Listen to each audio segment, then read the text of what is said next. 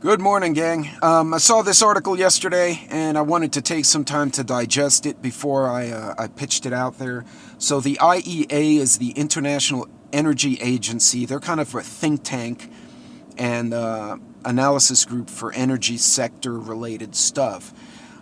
They were doing an analysis on the oil and gas market, and what they're seeing is with the sanctions, Russia, which is a large contributor to the market, is going to retreat from the market, right? They don't have anywhere to sell their oil in the open market.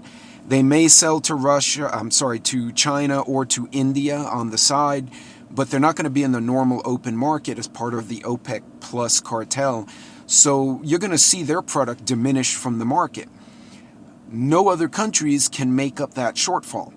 Now, some can. I correct myself. Saudi and the UAE can, but one, they don't seem keen on doing it. They're kind of agitated with the US right now. And two, they're actually having technical difficulties with their machinery, equipment, and infrastructure to even get it to market. They've been missing their own forecasts, as it were.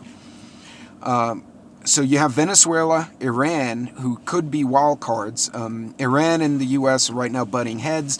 Venezuela would like to get back in the open market. Their regime is kind of trying to take a new stance, and they're in some kind of negotiation with the U.S. and with Europe to kind of come back and play with the other kids in the playground. They could make up a lot of the shortfall and kind of keep the price of oil under control.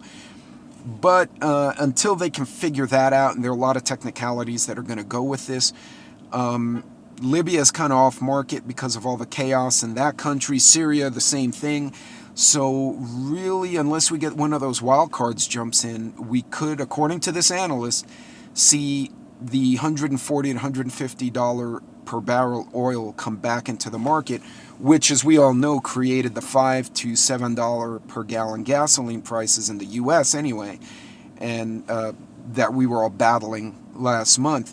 Now, their fear is if we can't figure something out, we being the leaders of the various countries, come to some kind of agreement with these producers, or if they can't settle down the conflict, we are looking at the potential for $200 per barrel oil, 180 to 200.